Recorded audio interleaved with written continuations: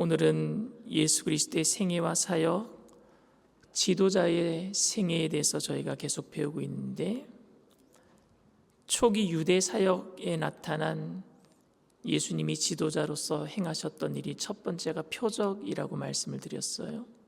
표적은 가나의 혼인잔치와 그리고 그 다음에 바로 이어진 성전 정화, 이게 표적이라고 했는데 바로 예수 그리스도의 메시아 되시고 하나님의 아들 되시는 권위를 나타내고자 했던 표적이었다라고 말씀을 드렸고, 그리고 그 권위를 가지고 사람들이 이제 줄 서서 나를 만나라 하신 것이 아니라 권위 있는 자가 먼저 죄인들을 찾아가시고 그리고 만나주시는 그 만남에 대해서 지난 시간에 니고데모와의 만남을 통해서 거듭나야 된다, 생각이 바뀌어야 된다, 거듭나는 것에 대해서 말씀을 드렸고, 오늘 두 번째 만남인 수가성 여인과의 만남에 대해서 좀 말씀을 드리고자 합니다.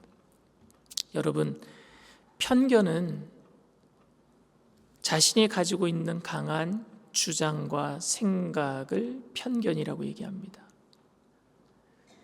저에게도 편견이 많아요. 처음 사역을 하면서 저는 잘못하지 않고 깨끗하게 순결하게 사역을 할 거라고 생각을 했는데, 누군가가 저에게 찾아와서 이거 잘못됐다라고 얘기했을 때 스크래치가 나는 기분이었어요. 그래서 이런 스크래치가 나면은 저는 절대 사역을 하지 못할 거라고, 오해받고 있으니까 사역하지 못할 거라고 생각을 했습니다. 그런데 그게 편견이었어요, 저한테는. 사역을 하면 할수록 그런 스크래치가 많이 생겨요. 근데 시험 당할 쯤에 피할 길을 예비하시고 감당할 시험 밖에는 허락한 일이 없다고 하셨던 하나님의 말씀을 기억하고 하나하나 이겨나갈 때에 그 스크래치들은 흔적으로 남아요. 근데 지금도 마음의 스크래치들이 많이 있는데, 이제는 그 여영미라고 하는 시인이 지은 도마라는 시가 있거든요. 그 시에 보면은요, 칼자국이 한두 개일 때쯤은 상처이지 너무 많은 칼자국이 나니까 이때는 무늬가 된다, 이런 얘기를 합니다. 이젠 무늬가 된 것 같아요. 그래서 한두 개의 상처, 그것 가지고 내가 넘어지지 않겠다라는, 이제는 그런 편견을 넘어서서 이제는 사역을 하고 있습니다. 어떤 힘이 들더라도 여러분들 어떤 상처가 있더라도 넘어지지 마시고 일어나게 되기를 바랍니다. 여러분들의 값어치는 절대 손상되지 않습니다. 어떤 분이 100만 원짜리 수표를 가지고 와서 꾸깃꾸깃하고 버렸는데, 그리고 나서 학생들한테 교수님이 물었어요. 이거 가지고 싶은 사람, 그러니까 학생들이 다 갖고 싶어 하더래요. 그리고 그 꾸깃꾸깃해진 100만 원짜리 수표를 짓밟고 침을 뱉고 나서 다시 들고 갖고 싶은 사람 하니까 그래도 학생들이 다 손을 들더래요. 왜냐하면 꾸겨지고 침뱉음을 당하고 밟혀도 그 값어치가 변해요, 안 변해요? 안 변해요. 여러분들은 하나님 값어치인 줄 믿습니다. 예수 그리스도의 값어치예요. 그러니까 그 값어치에는 변함이 없어요. 그러니까 마귀는 우리에게 편견을 가지고 쓰러지게 만들어요. 그런데 누구든지 사람을 만날 때에 그런 편견을 가지고 만나요. 내 자신을 대할 때도 그런 편견을 가지고 내 자신을 대하고, 사람들을 만날 때도 그런 편견을 가지고 사람들을 대합니다. 그리고 그 사람에 대해서 내가 가지고 있는 생각으로 그 사람을 생각하기 시작합니다. 이게 얼마나 위험한 일인지 몰라요. 얼마나 가벼운 일인지 모릅니다. 이런 편견을 가장 많이 가지고 있는 사람이 누구냐? 여기 서 있는 목사예요. 목사는요, 오늘 만나는 사람이 장로님인가? 집사님인가? 아니면은 평신도인가? 이 사람의 집안은 어떤 집안인가?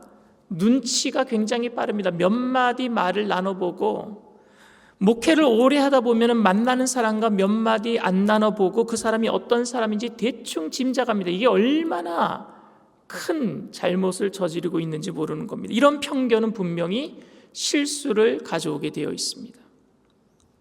그런데 오늘 우리가 읽진 않았지만 오늘 우리 요한복음 4장에 나와 있는 사마리아 여인에 관한 우리의 편견이 있어요. 먼저 우리가 사마리아 여인에게 가지고 있는 편견을 알아보고자 합니다. 요한복음 4장 3절 4절 말씀 우리 다 함께 읽습니다. 유대를 떠나서 다시 갈릴리로 가실새 사마리아를 통과하여야 하겠는지라. 사마리아를 통과하여야 하겠는지라라는 말 때문에 예수님께서 꼭 사마리아로 가시려고 했던 이유가 죄인을 만나기 위해서 가시려고 하신 것 아닌가. 그러니까 이 여인을 죄인이라고 편견을 가지고 우리는 이 이야기를 접근하기 시작합니다. 예루살렘에서 가나, 나사렛으로 가는 그 루트가 두 루트가 있는데 직행으로 가면 빠른 길이 있어요. 거기가 사마리아를 통과하는 길인데 거기는 예수님이 가시려고 하셨던 길이고, 다른 유대 사람들은 그 사마리아를 통과하지 않냐고 돌아서 요단강을 건너서 가나로 갔다. 빨간 선은 유대 사람들, 일반 사람들이 갔던 길. 그러니까 이렇게 정해놓고 생각하기를 예수님은 죄인 때문에 꼭 그 길을 가셔야 되었다라고 생각하고 사마리아 여인을 우리는 죄인이라는 편견을 가지고 이 이야기를 접근한단 말입니다. 그런데 여러분, 다른 역사적 기록과 성경 구절 말씀들을 보면 유대인과 사마리아 사람들이 굳이 짧은 길을 놔두고 돌아가는 길을 선택했다라는 것은 거의 없어요. 그런 기록은 없습니다. 누가복음 9장에 보면은요, 이런 말씀이 있습니다. 다 같이 읽습니다. 사자들을 앞서 보내심에 그들이 가서 예수를 위하여 준비하려고 사마리아인의 한 마을에 들어갔더니 예수께서 예루살렘을 향하여 가시기 때문에 그들이 받아들이지 아니한지라. 예수님이 예루살렘으로 가시는 길에 사마리아를 지나가시는데 이때는 예수님이 그 사마리아에서 묵으시려고 하셨어요. 숙박하시려고 하셨어요. 그런데 사마리아 사람들이 예루살렘으로 향하여 가시기 때문에 받아들이지 않았다라고 얘기했습니다. 이 얘기는 뭐냐면은 사마리아 사람들과 유대인들과의 예배의 정통성에 관한 갈등이 있었거든요. 그들은 그리심산에서 예배드리는 것이 예배의 정통성이 있었다라고 생각했고, 유대인들은요 예루살렘 성전에서 예배드리는 것이 정통성이 있는 예배라고 생각을 했어요. 근데 6월절이 돼서 예수님의 그 제자들과 행렬이 6월절에 예루살렘에 가서 예배를 드리니까 자신들 예배의 정통성을 무시한다라고 생각했기 때문에 숙박하지 말고 지나가세요라고 얘기한 것이지 지나가지 말라는 얘기는 아니었단 말입니다. 그러니까 다니고 계셨어요. 이 말을 통해서도 우리는 예수님과 제자들이 그 길을 다니고 있었음을 알 수 있습니다. 또 하나는 누가복음 10장에 연이어서 예수님께서 비유로 말씀하시긴 하셨지만 선한 사마리아인의 비유를 드시면서 이런 얘기를 하셨어요. 다 같이 읽겠습니다. 예수께서 대답하여 이르시되 어떤 사람이 예루살렘에서 여리고로 내려가시다가 강도를 만나매 강도들이 그 옷을 벗기고 때려 거의 죽은 것을 버리고 갔더라. 자, 비유이기는 하지만 당시에 예수님의 비유는요 생활에 있었던 일들을 비유를 하셨거든요. 기존에 일어나고 있었던 일들, 이스라엘 백성들이 거부 반응이 되지 않는 원래 일어나고 있던 일들에 대한 그들이 예수님이 비유하시면 그 일이요 다 이해할 수 있는 일들. 그게 뭐냐? 예루살렘에서 여리고로 내려갈 때가 그 길에 강도들이 많았거든요. 예루살렘은 고도가 800m하고 여리고는 고도가 마이너스 300m예요. 그러니까 1100m의 고도의 차이가 있습니다. 근데 예루살렘에서 여리고로 내려가는 길에는 제사장도 다녔고요, 레위인도 다녔고, 그 길에는요 유대인들 제사장들도 다니지만 누구도 다녔어요? 사마리아인도 다녔단 말입니다. 사마리아인도.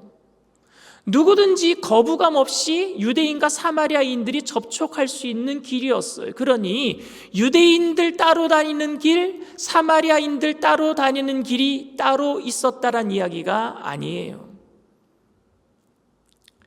우리는 가끔 이런 간증을 들으면 좀 거북한 반응이 들기도 합니다. 버스를 타고 가다가 버스가 전복이 됐는데 그때 하나님의 음성이 들리면서 자신은 흰옷을 입은 천사가 창밖으로 푹신하게 던져서 자신은 살게 되었고, 자기는 그때까지 하나님을 믿지 않았는데 자신을 살려주신 하나님 때문에 그래서 하나님을 믿고 구원받게 되었다. 그때 만약에 그 버스가 전복되지 않았으면 나는 아직도 하나님을 모르고 살고 있을 것이다. 그런데 이 간증이 몹시 불편하게 들립니다. 자신 때문에 하나님이 버스를 전복시켰다면 그럼 다른 피해 입은 사람들, 죽은 사람들은 뭐가 됩니까? 나 하나 때문에 다른 사람들 다 죽이고 나 구원시키고자 다른 사람 죽인 것밖에 되지 않아요. 그렇게 되면 나 하나 때문에 하나님의 역사가 돌아가는 것이 아니라 하나님의 섭리 속에 내가 들어가 있다가 그 속에서 하나님을 체험하게 되는 줄 믿습니다. 나 하나 때문에 주님이 움직이시는 게 아니에요. 하나님의 섭리 안에 내가 들어있다가 거기서 하나님을 체험하게 되는 거죠. 하나님의 섭리는 이 세상 가운데 지금도 돌아가고 있는 줄 믿습니다. 우리는 그 안에 있어요. 그 안에 있다 보니까 하나님을 체험하게 되는 거예요. 저는 간혹 간증이 자기 중심적이라서 다른 사람에게 배려가 없다라는 것이 안타까울 뿐입니다. 이런 간증을 들으면서 위화감을 느끼고 불편함을 느끼기도 합니다. 그러니 마찬가지로 사마리아 여인 한 사람을 위해서 예수님이 굳이 유대인들이 불편하고 피하는 사마리아로 가는 길을 선택했다라고 해석하는 것은 조금 위험한 해석입니다. 그 여인이 죄인이기 때문에 그 길을 꼭 통과해서라도 그 죄인을 구원해야 되기 때문에 그 여인을 만나기 위해서 다른 사람들이 가기 싫은 그 길을 가셨다라고 해석하는 것은 편견이란 말입니다. 또 이 여인을 죄인이라고 만들었던 구절이 요한복음 4장 6절 7절 말씀입니다. 우리 다 같이 요한복음 6절에서 4장 6절에서 8절까지 말씀 읽겠습니다. 거기 또 야곱의 우물이 있더라. 예수께서 길 가시다가 피곤하여 우물 곁에 그대로 앉으시니 때가 6시쯤 되었더라. 사마리아 여자 한 사람이 물을 기르러 왔음에 예수께서 물을 좀 달라 하시니 이는 제자들이 먹을 것을 사러 그 동네에 들어갔음이러라. 예수님이 12시에 이 6시를 유대 시간법으로 정오 12시라고 해석하는 거예요. 아무도 팔레스타인 기후가 오후 정오 12시면은 40도 이상 올라가니까 아무도 나오지 않고 오침하는 시간에 혼자 사람들 무서워서 죄가 많아서 사람들 만나기 싫어서 혼자 그 정오에 물들어 나오는 여인을 죄인이라고 여기게 만드는 거죠. 그런데 그 6시가 정말 유대 시간법으로 0시가 오전 6시, 3시가 오전 9시, 그리고 6시가 정오 12시니까 정오라고 생각하는 거죠. 이거 유대 시간법으로 해석하는데 요한이 요한복음 19장 14절에 이렇게 기록하고 있어요. 다 같이 읽습니다. 이 날은 6월절의 준비일이요 때는 제6시라 빌라도가 유대인들에게 이르되 보라 너희 왕이로다. 예수님이 붙잡혀서 빌라도 법정에서 재판을 하고 유대인들에게 그 예수님을 넘겨주는데 그게 6시. 사람은 책을 집필할 때요, 일관성 있게 집필합니다. 한 번은 유대 시간법으로 기록하고 한 번은 로마 시간법으로 기록하느냐? 그렇지가 않아요. 대부분의 사람은 글을 기록할 때 자기가 일관성을 가지고 기록해요. 그러면 내가 유대 시간법이면요, 유대 시간법으로 계속 기록할 수밖에 없는 거고, 로마 시간법이라면 로마 시간법으로 계속 기록할 수밖에 없습니다. 일관성 없게 한 번은 로마 시간법으로 한 번은 유대 시간법으로 기록하겠는가? 저는 이게 의문이에요. 분명히 여러분, 예수님을 빌라도가 넘겨준 시간은 아침 6시예요. 왜냐하면 예수님이 십자가에 달린 시간이 금요일 오전 9시거든요. 그러니까 법정에서 넘겨준 시간은 6시라, 이건 뭐예요? 로마 시간법으로 아침 6시 맞습니다. 그러니 여러분, 빌라도가 예수님을 십자가에 못 박도록 넘겨준 아침은 로마 시간법으로 기록하고, 요한복음 4장에 나와 있는 여인이 물들어 나온 시간은 유대 시간법으로 기록했느냐? 이게 의문이에요. 그렇겠습니까? 근데 우리는 굳이 그 6시를 12시 유대 시간법으로 생각하고 12시라고 생각하고, 아무도 사람 만나기 싫어서 나오는 그 여인을 죄인으로 만들어 놓는 게 우리의 편견 아니겠습니까? 난 12시냐? 아침 6시냐? 저녁 6시냐? 이게 지금 뭐가 중요합니까? 굳이 시간을 정오로 정해놓고 난 12시에 혼자 물 기르러 오는 사람을 피하려고 하는 그런 죄인이기 때문이라 판단하는 게 우리의 편견이라고 생각을 합니다.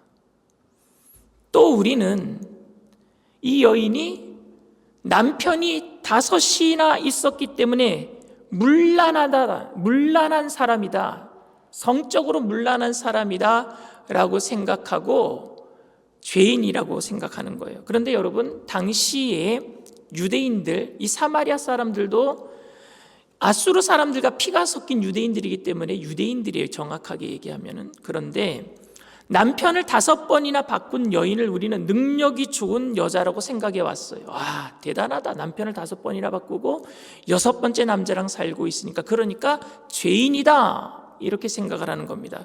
그런데 그 당시 시대적 상황이나 문화적 상황을 본다면은요, 남편을 5번이나 바꾸고 6번째 남편이랑 살고 있다라는 얘기는 뭐냐? 결국 남편 5명에게 버림받았다는 얘기예요.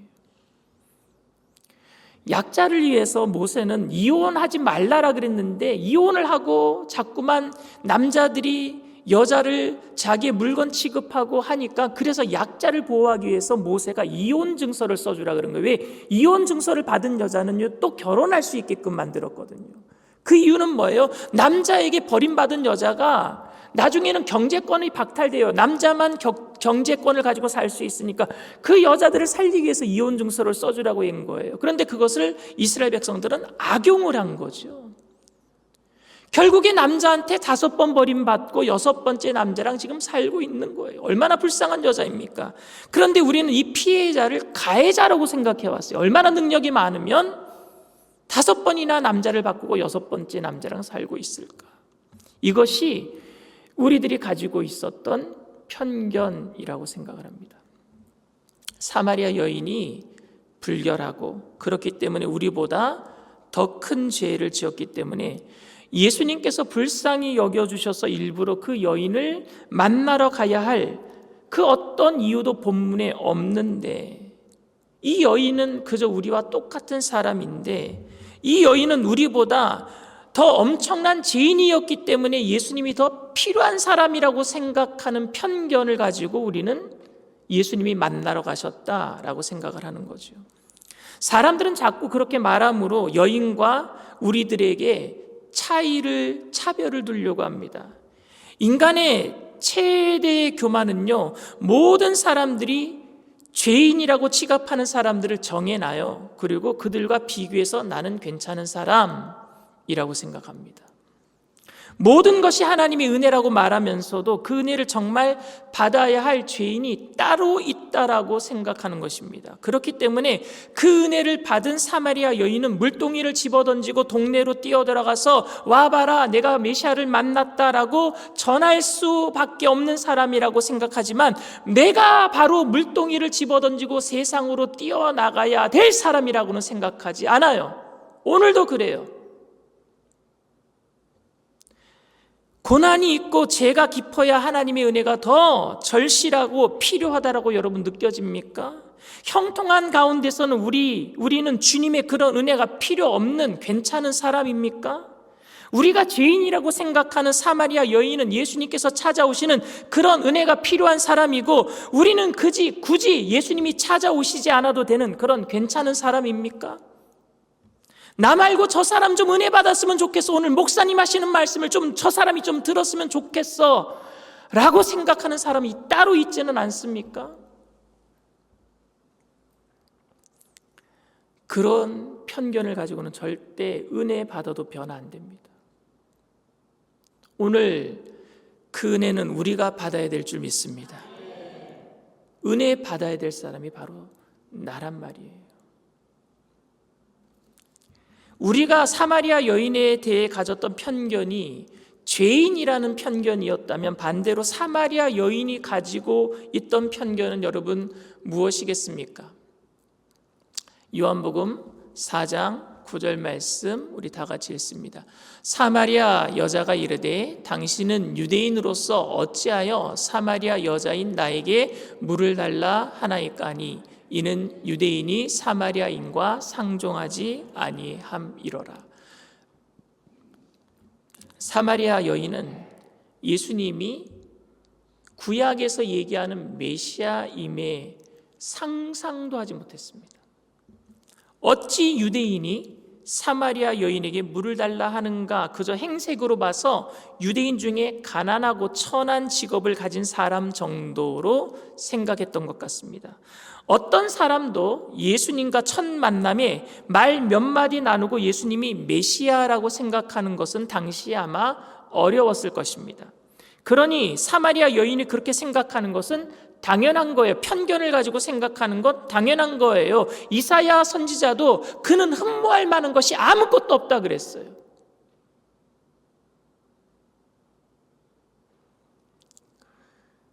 여러분, 목사가 머리도 산발이고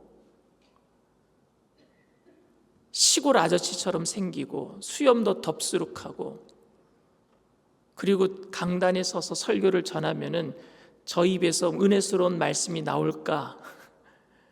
아마 그렇게 편견을 가지고 생각할 수도 있을 것 같아요. 근데 예수님은 그 정도가 아니라 아예 흠모할 만한 대상이 아니었어요. 우리가 생각하는 성화에 나오는 예수님 좀 수염도 예쁘게 나시고 눈동자도 너무 또렷또렷하시고 이목구비가 너무 서양 사람 같고 예쁘게 생기고 잘생기고 그렇게 보이잖아요. 근데 그거는 그냥 상상으로 그려놓은 것이지 실제로 만난 사람은 예수님을 만났을 때 흠모할 대상이 아니었다니까요. 완전히. 그런데 문제는 뭐냐? 그분이 정말 메시아였다라는 사실입니다. 그게 우리의 편견이에요. 그분이 정말 메시아였어요. 우리는 편견 없이 살 수는 없습니다. 심지어 사마리아 여인은 예수님이 자신의 과거를 다 알고 계셨다라는 것을 예수님이 그걸 다 알고 계셨다라는 사실을 알고도 선지자이겠거니 정도만 생각을 했어요. 메시아라고는 생각하지 않았어요. 그만큼 편견은 우리를 위험하게 만듭니다. 우리가 가지고 있는 편견이 이렇게 불가피한 것이라고 할지라도 우리는 편견과 싸워야 될 줄 믿습니다. 몇 마디 들은 말 가지고 행색을 가지고 판단해서는 안 될 겁니다. 아브라함이 여러분 부지부식간에 상수리 나무 밑에 세 사람 나그네가 와 있는 거 버선발로 뛰어나가서 맞아들였어요. 행색을 보면은요 맞아들일 필요가 없어요. 그런데 편견을 버리고 뛰어나가서 맞아들였을 때 그분들이 누구였어요? 천사였고 하나님이셨단 말입니다.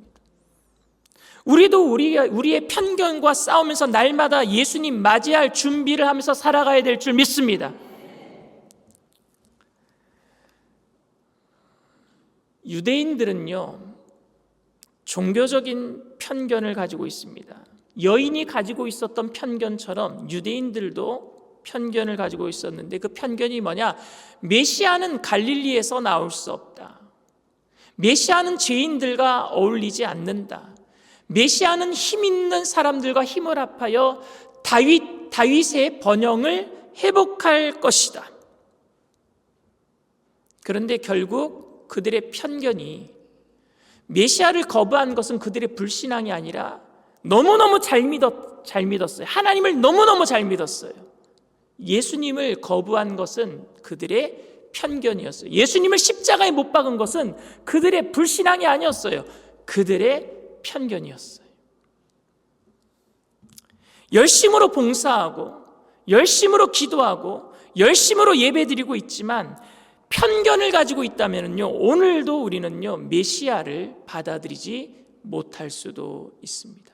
하나님의 일을 한다고 하지만 하나님의 일을 하면서 무슨 일을 하고 있는 거예요? 사탄의 일을 하고 있는 거예요. 편견 때문에. 그러나 예수님은 편견 없이 모든 사람을 사랑해 주신 줄 믿습니다. 죄인도, 환자도, 부한 사람도, 가난한 사람도 예수님은 모두 사랑하셨습니다. 사마리아 여인은 감히 메시아가 자기와 같이 불행하고 가난하고 미천한 사람을 직접 와서 만나 주실 것이라고는 생각하지도 못했어요. 그런데 예수님께서는 우리들이 생각하고 있는, 관심 밖에 있는 사람을 직접 오늘도 찾아와 주시는 줄 믿습니다. 여러분들을 위로해 주시고 여러분들을 싸매 주실 거예요. 은혜는 여러분, 살아있는 물고기는 어디를 거슬러 올라가요? 물길을 거슬러 올라가듯이 은혜는요, 편견을 거슬러 올라갑니다. 역행하게 돼 있어요. 은혜는. 하나님께서 나 같은 사람을 사랑하실까? 나처럼 부족한 사람을 사랑하실까? 목사님도 바빠서 전혀 나를 이름조차 기억하지도 않으시는데 예수님은 나를 기억하실까? 이제 포기할 때가 되어서 더 이상 아무런 희망도 없이 살고 있는 우리에게, 그런 편견을 가지고 있는 우리들에게 찾아오셔서 오늘도 회복시켜 주실 줄 믿습니다. 내가 너를 사랑한다. 내가 너를 안다.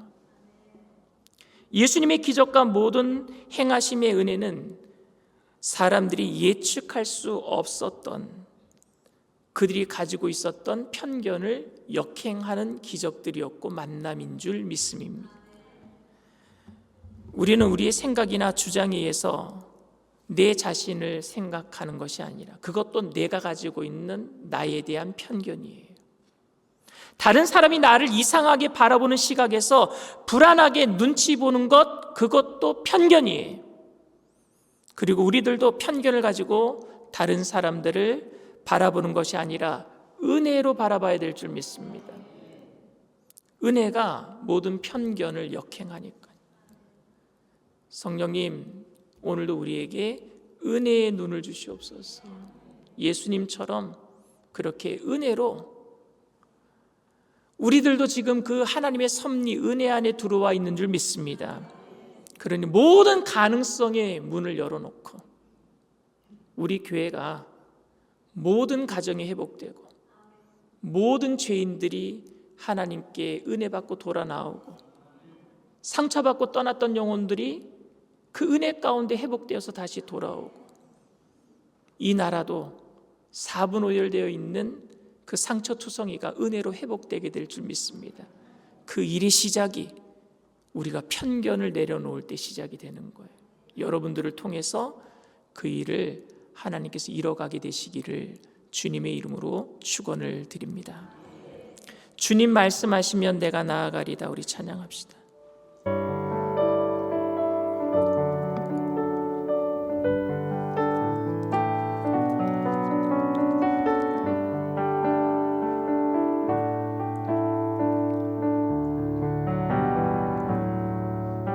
주님 말씀하시면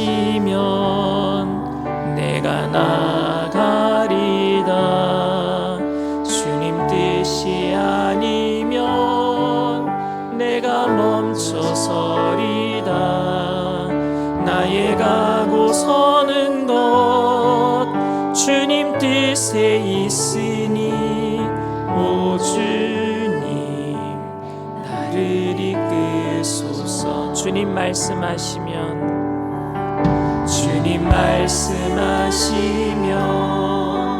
내가 나아가리라.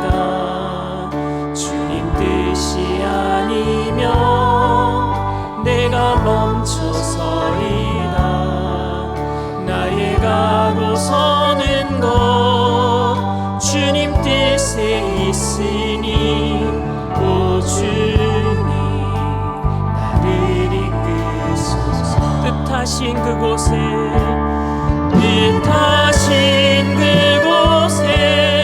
나 있기 원합니다.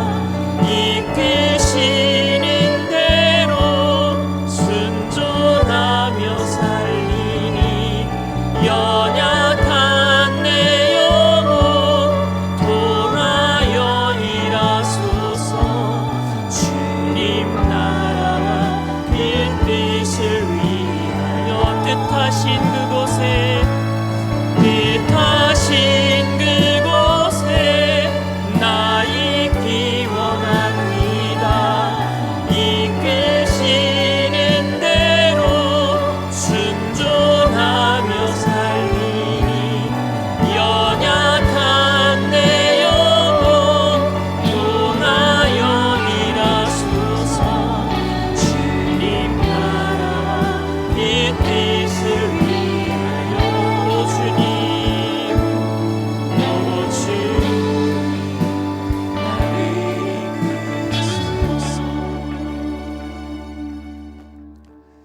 주님이 한 가정을 세웠어요. 그게 아담과 하와의 가정입니다.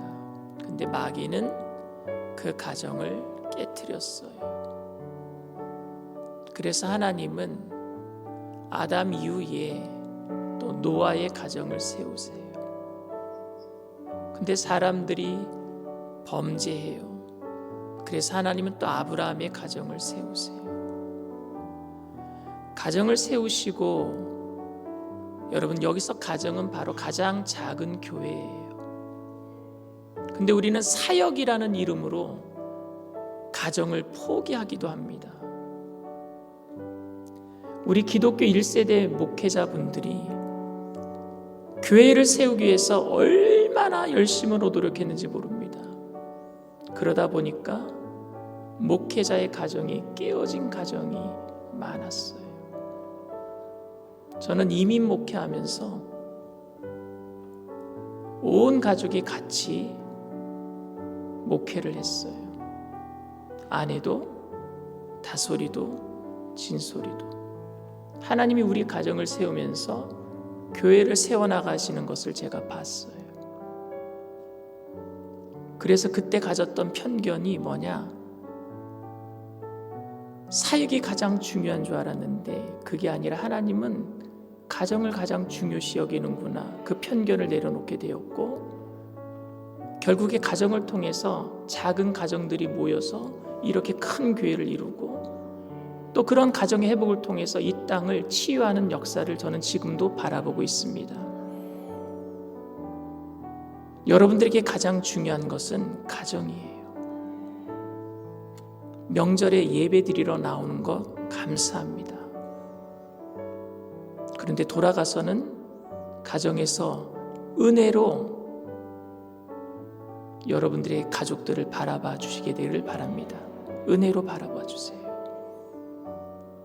그리고 교회에 나올 때는 온 가족이 함께 나올 수 있도록, 그리고 함께 사역할 수 있도록 노력해 주시기를 부탁을 드립니다. 하나님이 진짜 원하시는 거예요. 우리가 가지고 있었던 여러 가지 편견들, 주님 말씀하시면 내려놓고 나아가야 되겠죠. 이제 그만하면은요, 내려놔야 되겠죠. 스탑해야 되겠죠. 그런데 아직 내 욕심으로 주님 말씀하시는데도 멈춰서지도 않고, 주님이 가라하는데도 가지 않을 때가 많아요. 성령님, 주님의 은혜를 깨닫게 하시고 그 섭리 안에서 올바로 행할 수 있도록 내 고집이 깨어지게 하시고, 주님의 말씀만이 내 삶을 주관하게 해달라고, 그리고 우리 가정이, 이 나라가 온전히 회복되게 해달라고, 우리 주님 3번 부르고 통성으로 간절히 기도합니다.